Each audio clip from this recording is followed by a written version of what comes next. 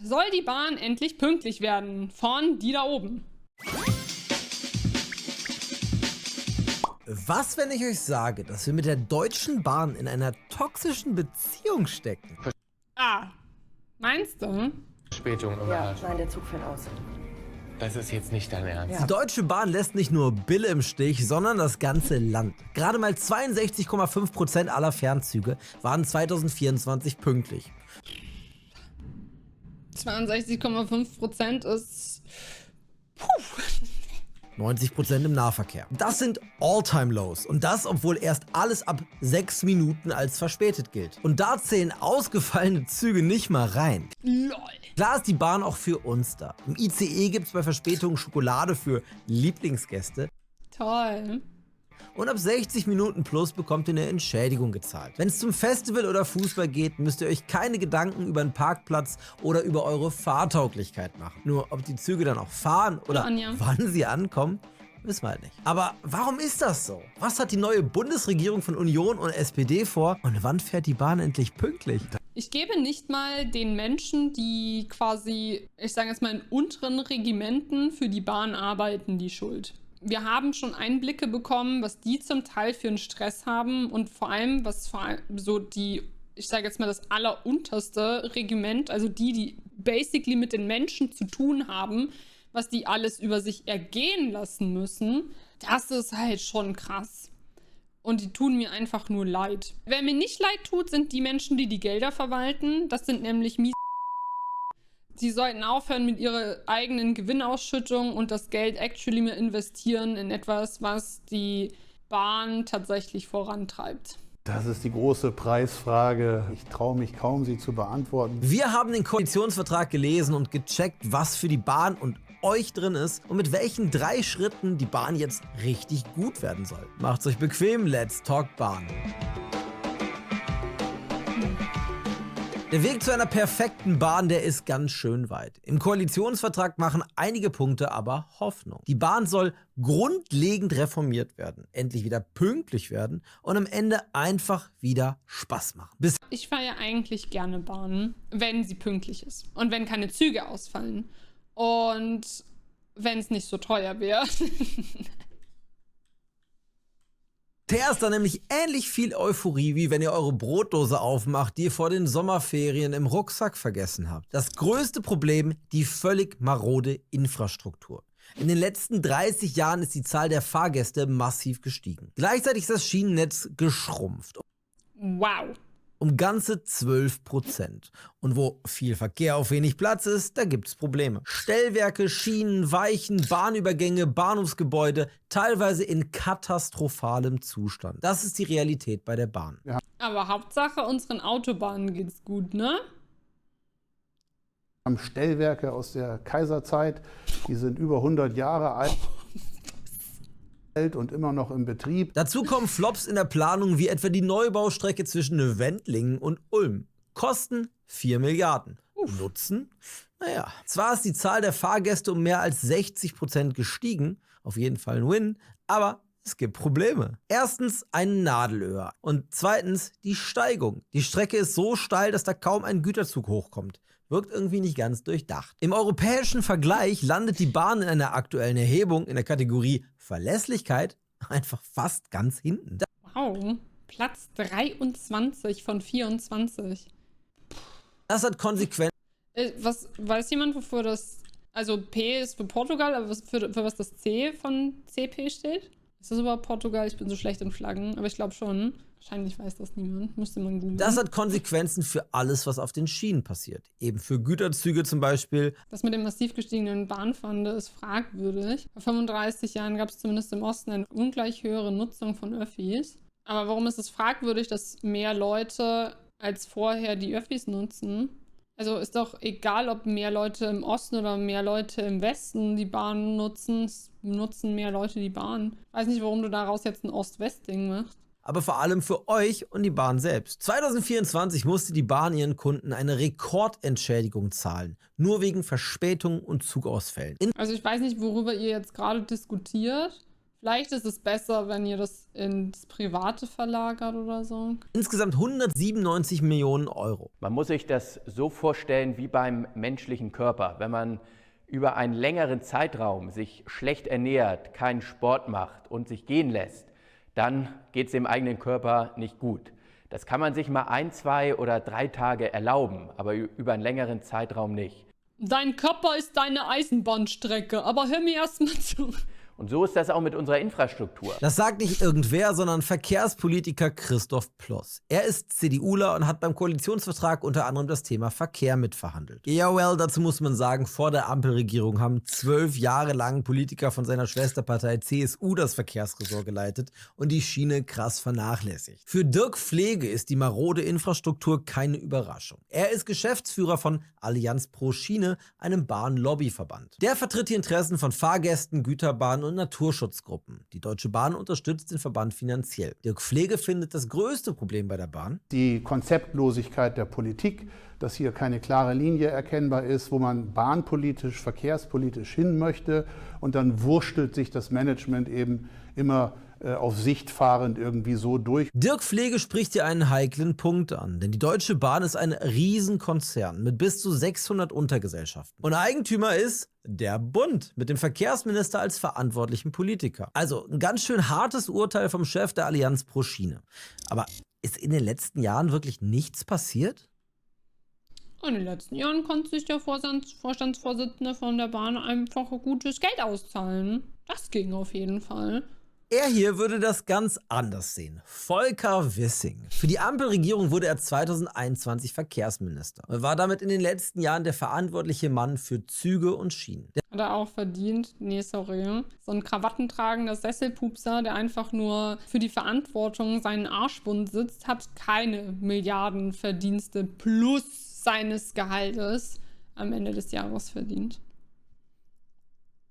Der Bahn hatte nach seinem Start erstmal Reflexionsseminar und Saftkur reingedrückt. Und 3 Dinge kamen dabei raus: Das Deutschland-Ticket, die DB Infra Go und Generalsanierung. Alles, damit es zwischen uns und der Bahn wieder läuft. In das 9-Euro-Ticket waren wir im Sommer 2022 alle verliebt und sind es bis heute. Der traurige Anlass war Russlands Überfall auf die Ukraine, der auch bei uns für große Veränderungen gesorgt hat. Stichwort Inflation. Das Ticket sollte uns dabei entlasten. Tat's auch, und im Mai 2023 hat der Bundestag für die Fortführung gestimmt. Allerdings für 49 Euro. Und dann für 58 und jetzt für 100 irgendwas. Seitdem ist der ÖPNV digital und der Was ist der neue Preis? 100, ich weiß es nicht mehr, aber es wurde schon genannt, was so ein neuer Preis sein soll. Tarifdschungel weitgehend beseitigt. Und deshalb sage ich, was wir heute beschließen, hat das Zeug, die Geschichte des öffentlichen Personennahverkehrs neu zu schreiben. Klar, Irgendwas mit 90 oder so, ja.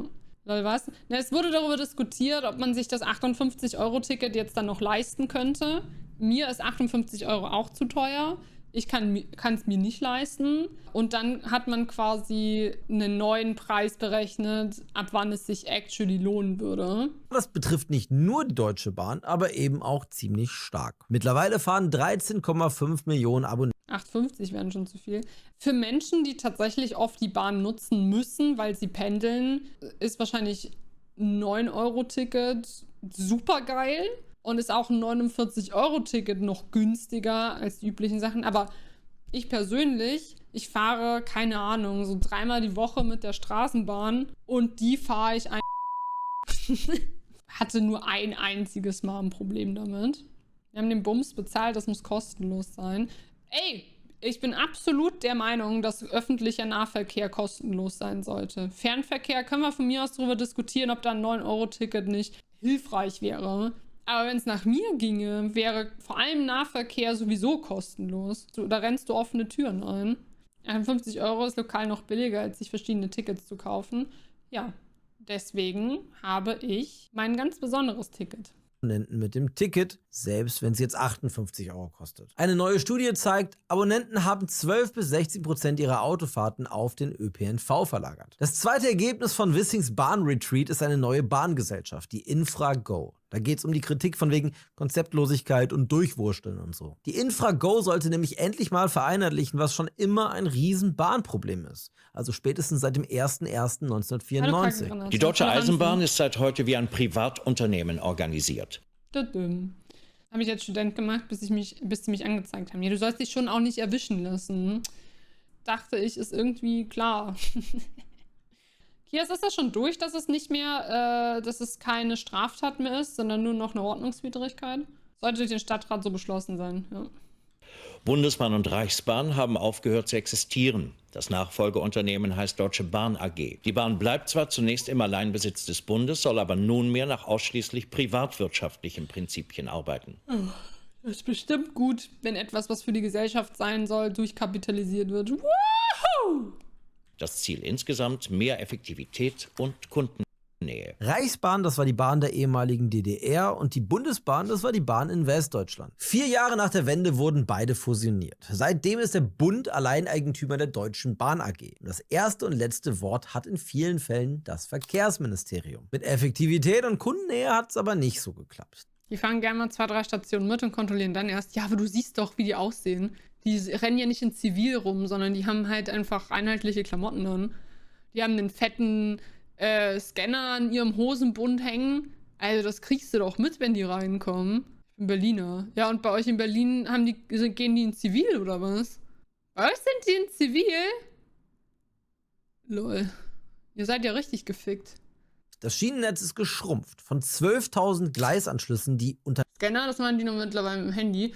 Ja, aber die müssen am Gürtel trotzdem so einen Bon-Beleg-Scheiß, also womit man halt Bons ausstellt, hängen. Also bei uns erkennst du die instant. Das ist der Drucker. Ja, whatsoever ist ja auch scheißegal, was es ist. Auf jeden Fall siehst du das. Wenn du an der Haltestelle einfährst, dann siehst du diese 3 Menschen, die da einsteigen. Du weißt instant, dass das Controlettis sind. Es sind 5 Verschlägertruppen, sonst sind es 3. Unternehmen an das Bahnnetz hatten, sind nur noch 2000 übrig. Mehr Güter müssen deshalb per LKW transportiert werden, obwohl die Schiene bei den Gütern 5-mal effizienter ist. Weichen- und Ausweichgleise zum Überholen wurden auch gestrichen. Alles wegen einem Ziel: Sparen. Die Bahn war nämlich damals schon chronisch Ja, lass uns kaputt sparen. Wuhu! überschuldet und wurde dann in viele Untergesellschaften gespalten. Resultat: ein Flickenteppich an Zuständigkeit. Hier eine Unternehmenstochter für Schienen, da für den Strom, da was für die Wartung, da fürs Personal und für die Bordbistros und. Dass es Tochtergesellschaften für einige Bereiche gibt, macht schon Sinn. Die haben aber selber wieder Tochtergesellschaften und irgendwann wird es halt unübersichtlich. Dieses Wirrwarr macht nicht nur mich oder den Doku schwindelig, es führt fast zwangsläufig zu einem Missmanagement. Der Bundesrechnungshof kritisiert das immer wieder. Statt Gewinnen gibt's Schulden. Wenn es mal Gewinne gibt, werden die nicht richtig ausgezahlt. Ja doch, an die Sesselpupsis. Allgemein fehlt es an Geld und der Bund hat zu wenig Einfluss auf die Bahn, vor allem auf die Tochterunternehmen. Unsystematisch und nicht schlüssig sei das Vorgehen im Verkehrsministerium, heißt es da schon mal. Auch Klimaambitionen würden verfehlt und schön gerechnet. An dieses Was war das denn für ein Fiebertraum? Chaos wollte die Ampel ran und endlich mal für ein bisschen Ordnung sorgen. Die internen Strukturen werden wir effizienter und transparenter gestalten, hieß es damals. Und das hat sie auch gemacht, eben mit der DB Infra Go. Seit 2023 kümmert sich die Tochtergesellschaft der Bahn um alles, was mit Infrastruktur zu tun hat. Um die Erstellung von Fahrplänen, die Instandhaltung und Verbesserung der Bahnhöfe und Schiene. Weichen sollen auch digitalisiert werden, was in Kombi mit vernetzten Zügen die Kapazität auf dem Gleis steigern soll. Weil alle Züge teilen sich eben ein Netz. Das Problem ist, nur mit einer Tochterfirma, die alles bündelt, damit ist es nicht getan. Ihr wisst schon, die Stellwerke aus der Kaiserzeit. Um das alles fit zu kriegen, braucht es halt nicht nur eine Firma, Sondern auch Geld. sondern auch was anderes. Cash. Ich würde mir aber wünschen, dass das Deutschland-Ticket bei 49 € bleibt. Ich hätte es gern günstiger, damit ich es mir auch leisten kann. Knapp 110 Milliarden Euro fürs Schienennetz, sagen Dirk Pflege von Allianz pro Schiene und die Infra Go. Und das allein für Anlagen, die im Schienennetzzeugnis die Note 4 oder schlechter haben. In einem internen Papier Ja, stimmt schon. rechnet die Deutsche Bahn sogar mit notwendigen Investitionen von 290 Milliarden Euro in den nächsten 10 Jahren. Die Ampel und Volker Wissing haben deshalb auch die Notbremse gezogen und nicht nur die Infra Go gegründet, sondern auch Step 3 eingeleitet, die Generalsanierung. Heißt nichts anderes als wichtige Bahnknoten komplett dicht machen, mit Geld zuschütten und so schnell wie möglich reparieren. Denn So wie es ist, kann es nicht bleiben. Danke. Früher war es so, erst wurden zum Beispiel die Oberleitungen gemacht. Später kamen dann Ausbesserungen am Gleis. Heute soll alles auf einmal passieren, in einem großen Rutsch. Nach dem Wissing-Plan sollen 41 Hochleistungskorridore bis 2030 fertig sein. Die Gesamtkosten sollen 87 Milliarden Euro betragen, finanziert durch Bund, Länder und die Bahn. Der erste Step ist schon geschafft. Die Riedbahn zwischen Frankfurt am Main und Mannheim. Ich bin schon viel Zug gefahren. Alles ab Frankfurt ist komplett scheiße. Wenn es irgendwie funktioniert, Frankfurt am Main zu umfahren, dann macht das. Wenn ihr irgendwie drumherum kommt, nicht nach Frankfurt zu müssen, um umzusteigen, dann macht das. Weil Frankfurt, die Fahrt ab Frankfurt ist immer scheiße, egal wo ihr hin wollt. Egal wohin. Ab Frankfurt ist es immer scheiße. Sag ich euch einfach jetzt so straight up. Wieso? Weil dort immer Verspätung, gebaut, irgendwas unpünktlich. Also Frankfurt als Knotenpunkt ist furchtbar. Wenn ich zur Gamescom gefahren bin, ab Frankfurt immer komplette Katastrophe. Als wir nach Amsterdam gefahren sind, Frankfurt, komplette Katastrophe. Komplett beschissen. Das einzige Mal, dass ich jemals beklaut wurde, war richtig am Bahnhof Frankfurt am Main. 117 Kilometer lang. Kosten 1,5 Milliarden Euro. Dafür ist sie jetzt auch besser. Im Infrago-Bericht kassiert sie immerhin jetzt eine Note 2,19. Davor war es eine 3,7. Und der zuständige Minister ist natürlich komplett stolz. Wir haben quasi die Aorta operiert, die Hauptschlagader des deutschen Schienennetzes. Ich bin mir ziemlich sicher, wenn ich mir jetzt gerade eine Verbindung raussuche, die über Frankfurt am Main läuft, dann ist es immer noch fehlerhaft. Das ist keine Operation, der man sich gerne unterzieht. Das ist klar, das ist aber eine notwendige Operation. Alles klar, Dr. Wissing. Jedenfalls hat der Ex-Ampelminister die Bahnkur angeschoben. Aber was begonnen ist, muss ja auch irgendwie fertig werden. Der Koalitionsvertrag der neuen Regierung von Union und der SPD macht Hoffnung, dass es mit der Sanierung auch weitergeht. Verantwortlich ist dafür in Zukunft er hier, Patrick Schnieder, Spitzname Schniedel. Eiffelturm. Okay, ich nenne ihn Schniedel in Zukunft. Patrick Schniedel. Hat er sich selbst gegeben, weil er aus der Eifel kommt und über 2 Meter groß ist. Naja, er ist neuer Verkehrsminister. Aber ganz ehrlich, so richtig hatte den niemand auf dem Zettel. Obwohl er Erfahrung mitbringt. Seit 2009 sitzt er im Bundestag und war da lange Mitglied im Verkehrsausschuss. Wir wollten natürlich mit ihm über die Bahn reden. Aber er nicht mit euch. Aber er hat uns abgesagt. Wie kann er nur? So ein Schniedelwutz. Interviews gibt's erst, wenn er so richtig im Job drin ist. Was aber jetzt schon klar ist, damit es zwischen der Bahn und euch wieder matcht, will die neue Regierung an 3 Stellen weiterschrauben. Step Nummer 1, die Infrastruktur. Und da soll es richtig vorangehen. Mit richtig viel Kohle. Das glaube ich erst, wenn es soweit ist. Und das aus gutem Grund. Im Koalitionsvertrag heißt es, Verkehr solle allgemein bezahlbar sein. Mobilität ist soziale und ökonomische Voraussetzung für das Funktionieren und den Wohlstand unseres Landes und muss sich an Realitäten orientieren. Ja, meine Realität ist, dass ich mir 58 € nicht leisten kann im Monat, um ein bisschen mit den Öffis rumzufahren. Ich bezahle ja schon 500 € im Monat für meine Sozialversicherung. Und dann zahle ich noch 300 € für meine Miete. Und das ist sehr günstig und das kann ich mir auch nur leisten, weil ich in der WG wohne. Nice. Und die Infrastruktur solle leistungsfähig werden, um die Resilienz zu stärken und die Klimaziele zu erreichen. Also dieser Resilienzanspruch ist sehr, sehr gut fürs Schienennetz in Deutschland. Resilienz heißt, widerstandsfähig zu sein. Tut übrigens auch in Beziehungen gut. Bei der Bahn meint das zum Beispiel, Veränderungen wie eine Baustelle wegstecken zu können. Nehmen wir jetzt mal eine der am meisten befahrenen Strecken in Deutschland, die Verbindung zwischen Hamburg und Berlin. Wenn die jetzt gesperrt wird im Sommer dieses Jahres, dann müssen die ICEs und Intercities, die müssen dann über Stendal, Uelzen nach Hamburg fahren. Und Digga, RIP an alle Leute, die zwischen Berlin und Hamburg pendeln. Alter, vielleicht solltet ihr mal für ein Jahr oder so woanders leben. Keine Ahnung, vielleicht ist es günstiger. Ach du Scheiße.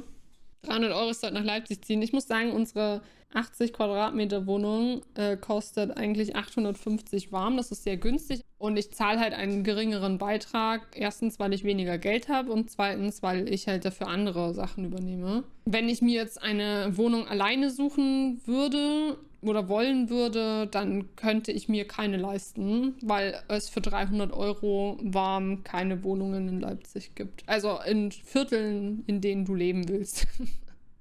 Das ist teilweise eingleisig. Eingleisig meint anfällig, denn Züge müssen aufeinander warten, Verspätungen könnten sich aufschaukeln. So war das zwischen Hamburg und Berlin übrigens letztes Jahr auch schon. Die Bahn muss das aber aushalten. Nur so kann das ganze Schienennetz am Ende wieder fit gemacht werden. Also resilient sein. Resilienz meint aber auch Klimaschutz, denn Bahnfahren stößt weniger CO2 aus und ist im Vergleich zum Verbrennerauto und dem Fliegen umweltfreundlicher. Gilt für Menschen wie für Güter. Deutschland folgt dem europäischen Klimakurs, aber im Verkehrssektor reißen wir immer noch unsere Ziele. Schnelle Fernzüge sind zum Beispiel eine gute Alternative, um klimafreundlich weit zu reisen, müssen halt pünktlich sein. Und dafür brauchen wir all die digitalen Weichen und Signale, die solide Schiene und sanierte Bahnhöfe. Selbst in Vierteln, in denen du nicht leben möchtest, findest du nichts mehr unter 400. Also Grünau ist halt, da werfen die dir die Buden hinterher. Da gibt es dann natürlich auch sehr skurrile Angebote, aber in Grünau kriegst du halt immer wirklich günstige Wohnungen. Aber in Grünau willst du halt einfach nicht wohnen, so. CDU-Mann Ploss hat bei Bahnresilienz noch was anderes im Sinn. Die Bundeswehr. Ja, richtig gehört. Wir wissen, dass wir außenpolitische Bedrohungen haben und es kann sein, dass nicht nur unsere Häfen verteidigungsfähig sein müssen, sondern auch unser Eisenbahnnetz. Kriegt jetzt jede Bahn noch ein MG aufs Dach? Das spielt auf Deutschlands Rolle in der NATO in Europa an, denn wir gelten als Verteilerstation für Gerät und Truppen. Im Zweifelsfall muss also einiges über die Schiene laufen und die muss es auch aushalten. Resilienz ist also in Zukunft das Stichwort, ohne das bei der Bahn gar nichts passiert und das auf der Agenda ganz oben steht. Wenn Patrick Schnieder jetzt als Verkehrsminister reinstartet, dann tut er das vor allem mit einer Sache, mit richtig viel Geld. Und zwar mit dem Geld aus dem Sondervermögen, das der Bundestag kurz nach der Wahl beschlossen hat. Wenn ihr mehr dazu wissen wollt, klickt doch mal hier, da haben wir neulich ein ganzes Video zugemacht. Wieso? Grünau klingt nach viel Natur und Parks. Grünau ist actually alles Platte. Kannst dir bei Google Maps angucken. Grünau ist einfach alles Platte. Ich scheiß dich sowas von zu mit meinem Geld, dass du keine ruhige Minute mehr hast. Okay, weird. Okay. Aber das Geld, das soll unter anderem auch der Bahn zugutekommen, um das zu vollenden, was Volker Wissing während der Ampel angefangen hat. Laufzeit 12 Jahre. Am Ende muss man einfach einsehen, das wird eine ganze Menge Geld kosten, aber eine andere Möglichkeit gibt's nicht. Und die Riedbahn zwischen Frankfurt und Mannheim hat gezeigt, so kann's gehen. Also Step 1 der neuen Regierung, massig Kohle, um die Hauptschlagadern der Bahn wieder fit zu bekommen. Step 2, was für euch? Das Deutschland-Ticket soll weitergehen, damit der Nahverkehr attraktiv bleibt. Ich kann's mir nicht leisten. Mit dem Koalitionsvertrag auch klar geregelt, dass das Deutschland-Ticket in Zukunft erhalten bleibt. Aber ob es da beim Preis von 58 € dann bleibt, bisher ist klar, dass ab 2029 eine Veränderung bei der Finanzierung kommt. Im Koalitionsvertrag heißt es dazu, das Deutschland-Ticket wird über 2025 hinaus fortgesetzt. Dabei wird der Anteil der Nutzerfinanzierung ab 2029 schrittweise und sozialverträglich erhöht. Na toll. Um es mal positiv zu sehen, klingt so, als sei eine Preiserhöhung vor 2029 ausgeschlossen. Ja, mit Sicherheit. Die SPD schreibt in einem Insta-Post, dass das Preisniveau stabil bleibe. Dirk Pflege ist sich dann nicht so sicher. Was überhaupt nicht sicher ist, ist der Preis. Es steht zwar in der Koalitionsvereinbarung, dass man erst ab 2029 den Nutzerfinanzierungsanteil erhöhen möchte, aber das heißt nicht im Umkehrschluss, dass es eine Garantie gibt, dass bis Ende 2028 der jetzige Preis des Deutschland-Tickets stabil bleibt. Ich glaube auch nicht dran. Wollen wir eine Kanalwette abschließen für die nächsten 4 Jahre? Ich bin mir absolut sicher, dass spätestens Anfang nächsten Jahres die Preise dafür erhöht werden. Es hätte die Politik Bindungsangst, dass wir uns zu sehr an das Ticket und seine Vorteile gewöhnen. Bindungsangst haben unsere Nachbarn in Österreich und der Schweiz nicht, wenn es um feste und langfristige Zusagen für Pläne und die Finanzierung ihrer Bahnen geht. Die setzen zum Beispiel auf feste Fonds, Geld aus der Automaut und konkrete langfristige Strategien. Das will die neue Koalition auch mit einem Eisenbahninfrastrukturfonds einerseits und einem Infraplan andererseits. Der Eisenbahnfonds ist ein Geldtopf, der kontinuierlich aus den Bundesmitteln und Abgaben von der Bahn gefüllt werden soll, und Geld aus dem Infra-Sondervermögen kommt noch hinzu. Statt jährlich im Bundeshaushalt zu streiten, welches Projekt mit wie viel Kohle finanziert wird, kommen die Preiserhöhungen nicht gleichzeitig mit dem jährlichen neuen Fahrplan, so im letzten Quartal? Sie haben ja gesagt, bis 2029 kommt erstmal gar keine Veränderungen. Aber die Frage ist, ob man das glauben möchte. Eben jährlich Summe X auf dieses Konto. Im Infraplan steht andererseits für mehrere Jahre festgeschrieben, was gebaut und beschafft werden soll. Das bringt viel mehr Verlässlichkeit für Kunden und Staat und gerade Die ganze Bauindustrie kann damit ihre Kapazitäten planen. Dirk Pflege geht davon aus, dass wir pro Jahr 25 Milliarden Euro investieren müssten als Bundesrepublik Deutschland, um das Schienennetz wirklich zu ertüchtigen. aber Das ist schon ein fetter Batzen Geld. kommt das auch so? Christoph Ploss konnte uns keine genaue Zahl nennen, wie viel Geld die neue Regierung jährlich in den Fonds oder in die Bahn schießen will.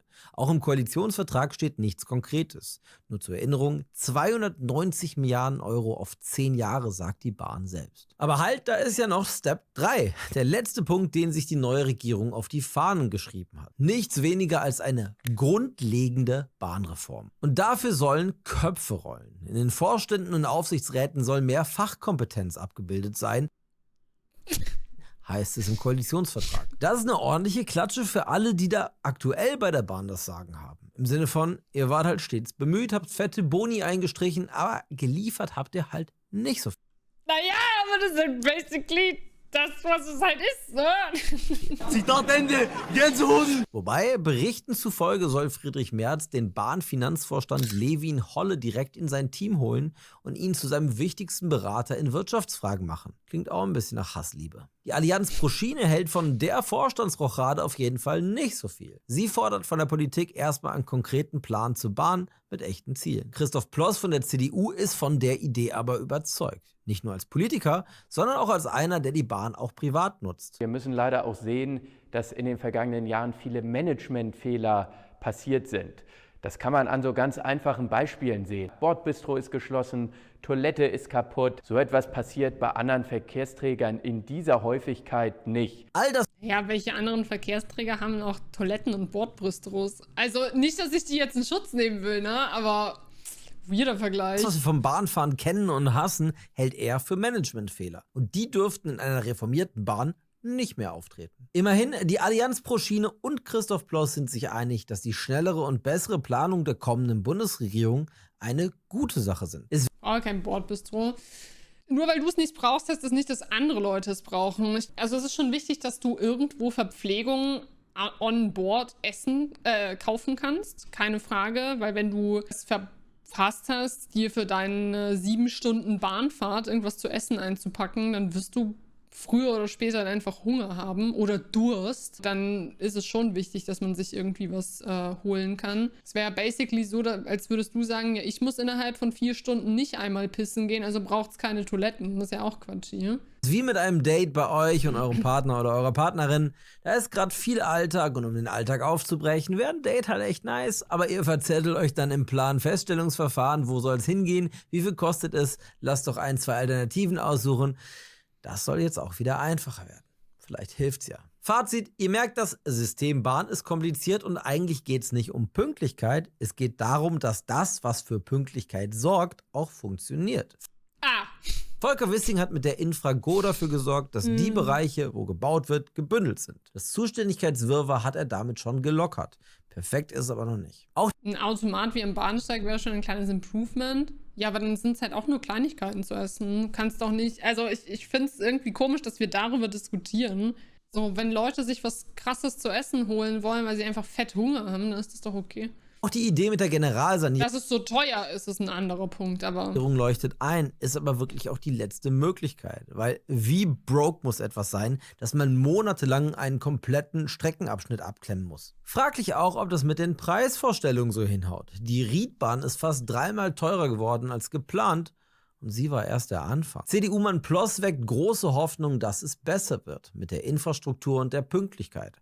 Konkrete Zahlen kann und will er nicht nennen. Dirk Pflege von der Allianz pro Schiene bremst aber ordentlich. Sollte der Fernverkehr in 5 Jahren bei 75% Pünktlichkeit liegen, könnten wir uns glücklich schätzen, meint er. Boah, und beim Deutschland-Ticket, ich weiß ja auch nicht, auch da klingt mir der Koalitionsvertrag mega schwammig. Nicht mal da wissen wir richtig, woran wir wirklich sind. Scheint leider echt so, dass wir auf unsere Honeymoon-Phase mit der Bahn noch ein paar Jahre warten müssen. Also, sorry to say, die Bahn wird uns sicherlich noch ziemlich lang, ziemlich auf die Nerven gehen, wo wir sie doch alle so sehr lieben wollen. Aber jetzt seid ihr dran. Was sind denn eure schönsten und schlimmsten Bahngeschichten? Schreibt uns das gerne mal in die Kommentare.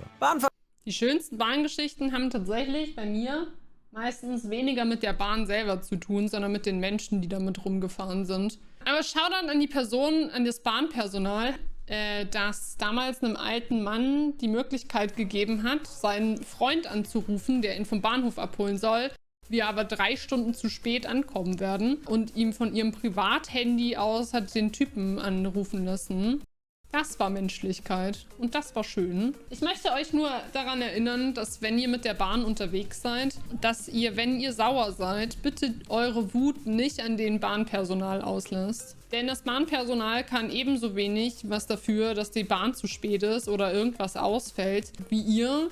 Und die haben da ja auch keinen Bock drauf. Die müssen ja auch Überstunden schieben wegen dem Scheiß. Genau, das Bahnpersonal ist genauso sauer. Bitte seid also nett zu den SchaffnerInnen.